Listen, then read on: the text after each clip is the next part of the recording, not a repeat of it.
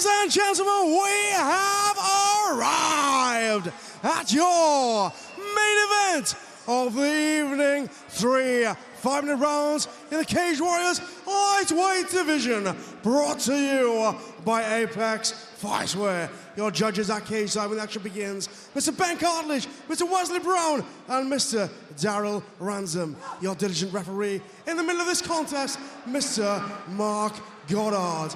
And now, for thousands in attendance at cage side and the millions tuning in around the globe, Dublin, oh, let's throw some leather! Introducing first, fighting out of the blue corner, he stands 5'11" inches tall. Official weight, 155.7 pounds. He is fighting out of Antwerp in Belgium and brings into the cage a professional record of 11 wins with 4 defeats. Introducing Jan Cuban Quaeyhaegens. Standing opposite him in the cage, fighting out of the red corner, he stands 5'10" inches tall. Official weight, 155.6 pounds. He's fighting out of Belfast by way of County Derry, Northern Ireland, and brings into the cage a professional record consisting of 9 wins with 1 defeat. Introducing to you, Paul Big News Hughes.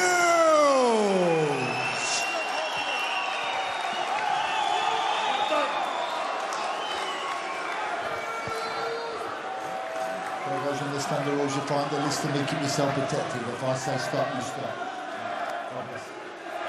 Final instructions from referee Mark Goddard there. 3 5-minute rounds if they need them in the Cage Warriors lightweight division, a non-title main event here in Dublin. Jan Cuban Quaeyhaegens in the black and red. Paul Big News Hughes in the solid black, that nickname given to him by Conor McGregor. A man whose success he's trying to replicate here by being a former featherweight champion who moves up in pursuit of gold in the lightweight division.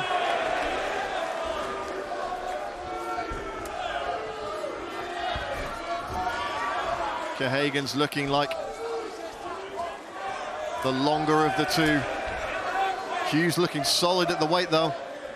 Yeah, I was talking to him yesterday here at the hotel, or there at the hotel, I should say, sorry. And he was happy with the cut, full of food, full of carbs. A happy fighter is a dangerous fighter.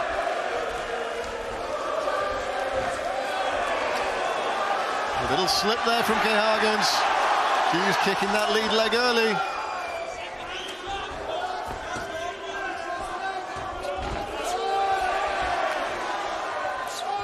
And Paul, do you think Paul Hughes is perhaps feeling the pressure of going out to chase that finish here? Not so much. I think Paul, it's hard to say. He's in front of a home crowd. The UFC are knocking on the door. You wouldn't know. Quaeyhaegens pressing forward now. Yeah, you've got to imagine there's a lot of pressure on Paul Hughes at the moment. I mean, you know, we've spoken about this whole UFC thing. He's got to be wondering at this point, you know, he's looked so good in all of his Cage Warrior fights. He's the champion, he was the champion. What else does he need to do? If he takes a loss here, moving up in weight and takes a loss, that's going to be massively damaging to his progression through this sport. He needs the win here tonight. He's at home in front of a huge crowd. They're all behind him. There's going to be a lot of pressure on his shoulders, but this is a guy who we've seen have pressure on his shoulders before and who's thrived in those conditions. Absolutely. Yeah, I think he loves the pressure. I think he absolutely does thrive and relishes it, and loves big nights like this. Will he push for will he force, I should say, a finish and leave himself open? I'm not too sure, but he does need the win. You know, we talk about some of the biggest nights in Cage Warriors history. That fight with Morgan Charrier in York Hall, and the classic with Jordan Vucenic. Nice shots to the body and upstairs from Hughes. Yeah, nice left hook on the break. Paul Hughes believes that he's top 10 in the world at 145 pounds, and that includes the UFC. Quaeyhaegens throw.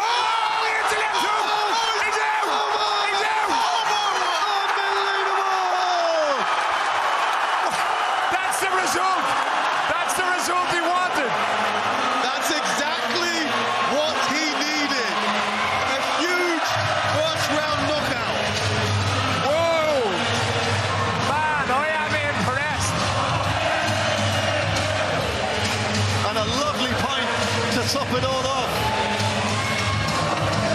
Wow, Paul Hughes just had some big news for the Cage Warriors lightweight division, and maybe for the UFC as well. Bye-bye, Paul Hughes.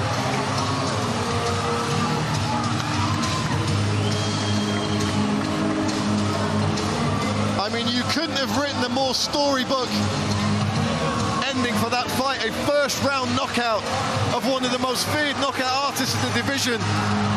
Hughes goes in there and beats him in his own game.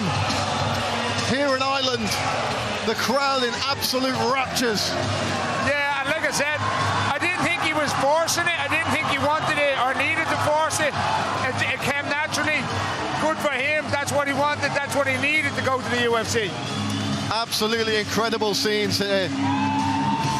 Look, Paul Hughes, one of the nicest guys you can meet, just an excellent human being. If this is the end of his tenure in Cage Warriors and the start of his tenure in the UFC, then he's earned it. He deserves it. And I want to see him go and take it with both hands. I just saw a couple of Just Bleed guys with their tops off over there in the crowd.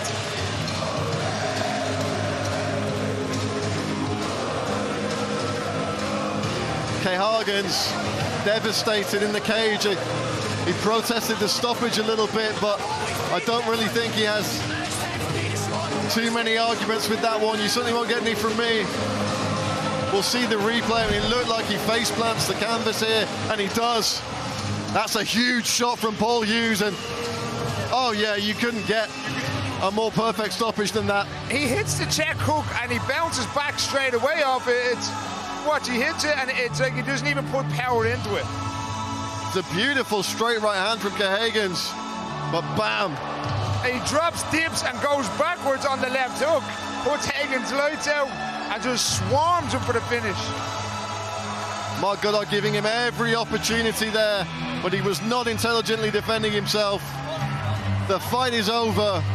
Paul Hughes is victorious. And that's going to be on the highlight reel for some time, ladies and gentlemen. Exactly what he wanted, exactly what he needed, exactly what Paul Hughes came and took tonight.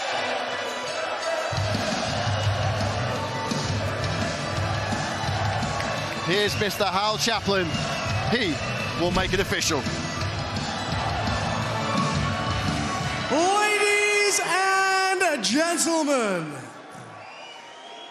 your referee, Mr. Mark Goddard, calls a stop to this contest after just 2 minutes and 47 seconds of the very first round, declaring your winner by way of TKO in the red corner, Paul